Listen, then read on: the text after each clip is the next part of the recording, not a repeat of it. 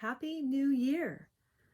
While we still have a few weeks to go in the calendar for the church, today is the start of a new year, or I should say a new church year. No matter what type of calendar you use, academic, financial, lunar, or the church calendar, every new year begins with a sense of freshness, possibility, and hope for what is to come. Academic years begin with a sense of excitement and expectation, which we see here at Church of the Good Shepherd when classes begin for Ohio University every fall. And I suspect pretty much everyone feels that new school year excitement, no matter their age or the school that they attend. Financial years begin with looking ahead in anticipation of good things happening in the world of business and economy, eager to make up for any losses of the past.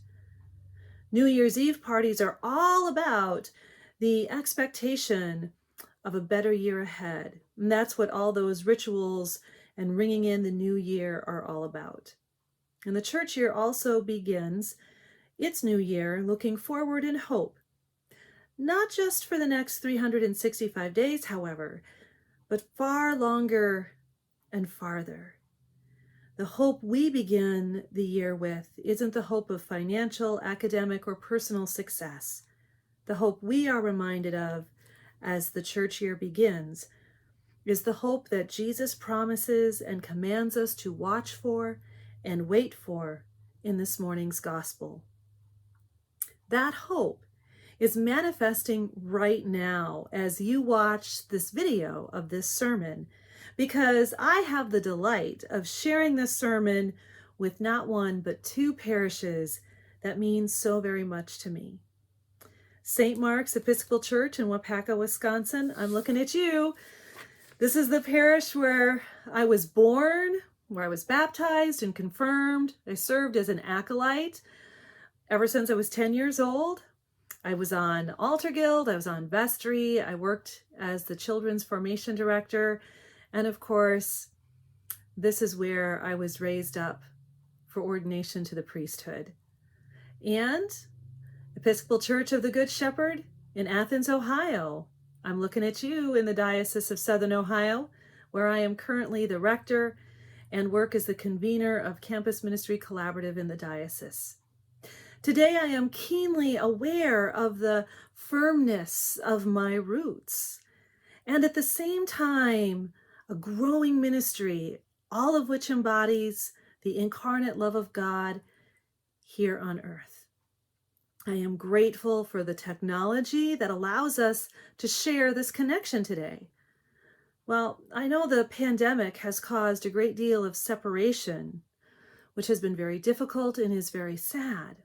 And it is also giving us opportunities to creatively form new and strengthen old connections, reminding us of one of the things that I love the most about the Episcopal Church, how we exist under a large, encompassing umbrella of diversity.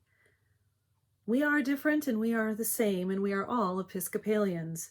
And I am happy to share this first Sunday in the Advent season with two parishes that are so very dear to me. Now, at first glance, the gospel reading we have this morning from Mark's gospel doesn't sound all that hopeful or comforting, with all that talk of suffering and darkness caused by the sun and the moon refusing to shine and stars falling to the earth.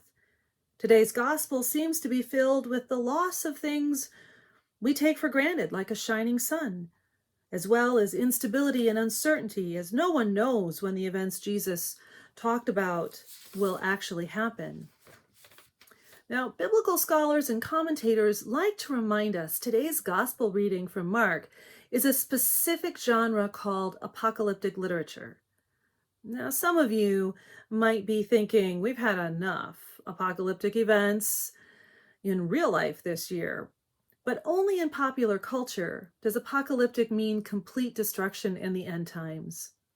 The purpose of apocalyptic literature, those scholars and commentators tell us, is to reveal the truth and to bring hope to desperate, suffering people by focusing on the presence of God, who is even now, even in all the events of 2020, in our midst, in Ohio and Wisconsin and everywhere else. Writer and preacher John Ortberg has a perfect story to help us understand this concept. It's a story I have told before, often in sermons that I preach on the first Sunday in Advent, which means some of you have probably already heard the story before, maybe even more than once, but I'm not going to apologize for telling it again. I don't remember where I heard it, but I remember somebody once saying, quote, "Stories are like old friends. You have to visit them every now and then and see how they are doing." I believe stories are always waiting for us, waiting for when we might need them again. This is one of those stories. And during a year where we've had to adapt to so many new things, maybe an old story is exactly what we need. It starts with a ski trip John Ortberg took with his wife to the Swiss Alps. Now, John's wife was an expert skier, and John was not. After a few trips down the bunny hill, John felt the confidence to try something a bit more challenging. So he and his wife took the ski lift up to the next level where they had to take something called a T-bar, which they fell off of before reaching their destination. John recalls they laid in the deep, soft snow waiting for a St. Bernard that never showed up. Instead, they were rescued by a man named Hans, who jumped off the T-bar, helped them up, and then led them through the deep snow to the nearest slope. John couldn't help but notice that slope was marked with a sign that included the symbol of a black diamond and another symbol of a skull and crossbones. He also noticed the slope went downhill at about an 85-degree angle. He couldn't see the bottom, just the incredibly steep slope going on and on. That is when John received what he said is the first and only skiing lesson he's ever had, and I believe is really good guidance. Don't look down. Hans said, "You will be frightened by the slope and overwhelmed by the distance. And when new skiers look down, they panic.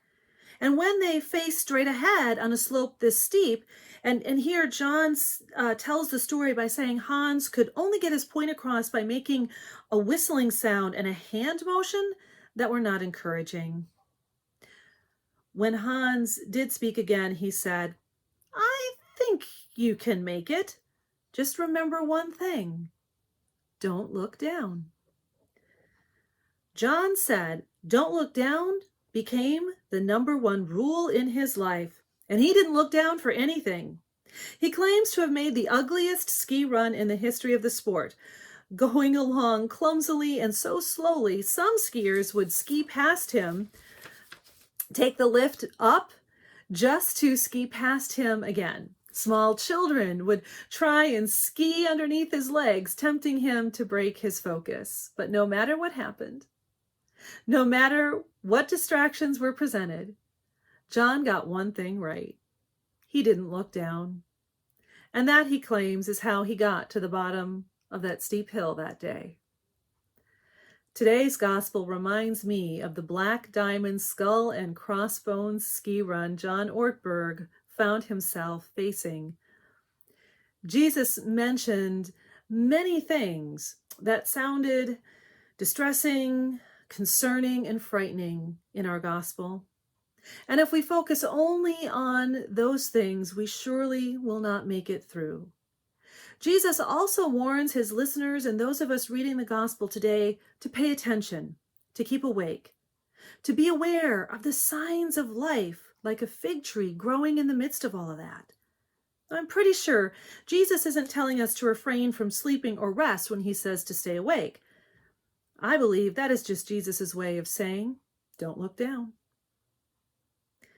There will be times in life, Jesus seems to be warning us, when our lives resemble that skull and crossbone ski slope and will be disrupted by divisions and changes and circumstances beyond our control. Those times will be frightening. They will be disconcerting. Like today's gospel suggests, such events may also reveal things about our country, our community, our church, our families that we didn't notice before, or maybe we didn't want to notice, but are true just the same. The truth will be just as difficult to face as all those disruptions. And to me, this year, with all its events, with the pandemic, which is causing loss of life and loss of quality of lives, loss of employment, and disruption of pretty much every organization and institution like schools and churches and government and businesses, a contentious election, and continued racial injustice makes today's gospel seem much more relatable than in previous years. Like the gospel and that steep ski slope, we can't see the end of all of this from here. And if we ever needed the reminder, don't look down, this is the time.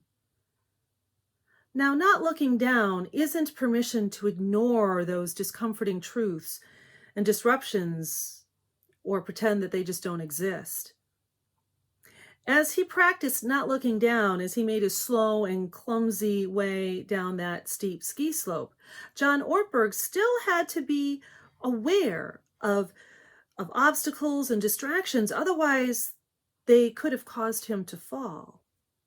Not looking down means being aware of what is revealed so that we can adapt and adjust to them while at the very same time staying true to our call to follow Jesus. Truth be told, 2020 has also been a year when I felt God calling us to respond to these disruptions with creativity, with love and care for our neighbors. And this has made me aware of the incarnate enfleshment of God in our midst more than ever before. Here at Church of the Good Shepherd in Athens, after the pandemic caused lockdowns, once we started focusing on what we could do instead of what we couldn't, we found new ways to reach out to our neighbors in love that also helps lower the risk of transmitting the virus. For starters, mask wearing is mandatory on church property, even outside. We modified our free lunch ministry and coffee shop ministry by making them outdoors and to go only. And we are giving away free cotton, reusable, and washable, not to mention comfortable face masks by packaging them in small see-through plastic bags and hanging them on the branches of a tree in our churchyard that we are affectionately calling the Tree of Giving. Now, I know it may not be the fig tree that Jesus mentioned in today's gospel, but it will do for showing our neighbors God's love in a pandemic. These are ways that we, like John Ortberg on that black diamond skull and crossbones ski slope, aren't looking down. Instead, we are keeping our focus on Jesus and the ways he is still calling us to be present, to embody his love in the world right now. That is where hope is, and that is what hope is. It is refusing to look down even when it looks or feels overwhelming because it seems like the world we've grown so comfortable with is somehow ending. But remember, resurrection life tells us the deeper truth that nothing ever ends because endings are the stuff God loves to redeem. I don't know how you are feeling this first day in this new church year, this first day in the season of Advent. Perhaps you are feeling the frustration of the ongoing pandemic. Maybe you're grieving the loss of someone you love, or you know someone who is grieving. Maybe you're frightened for the future, at what we cannot know or can't control, nor are we able to see the end of all of it from here. Maybe you feel as overwhelmed as John Ortberg looking down the steep ski slope. Maybe you feel optimistic, or maybe you feel weary, tired, worn out. However you feel, the advice of Jesus and Hans is good advice for today and for this unique time in history that we happen to be living in. No matter what happens, no matter what changes or continues to change, no matter what, don't look down. Maybe we could start this new church year by writing those words, "Don't look down," on a piece of paper, and then attach it to the door of our house before we leave, or put it on our desk or a table, or tack it to a laptop. Someplace we can see the reminder to look for and keep focused on how God is present with us right now. Whether that is we see that presence of God in a free face mask hanging from a tree, the many people who wear face masks in public doing their part to slow the spread of this virus, in the kindness of a stranger, the friend who reaches out through a phone call or a card, in the beauty of the snow or falling leaves, in the doctor who diagnoses a health problem, in the prayers of friends and family, in the technology that allows us to be together when we are so far apart. There are so many ways the love of God in Christ can and does manifest in the world, and is calling to us to participate in, so that that hope can be seen by others. While so many new years begin with a new hope, ours is the same hope every year, the hope that keeps us from looking down, the hope of Jesus, who is here and at the very same time will return to restore all of the world to God's purpose and dream for all of us, who will redeem all suffering and all fear. For this, we, along with the world, wait and hope. And this hope is what can and will help us get through this time together.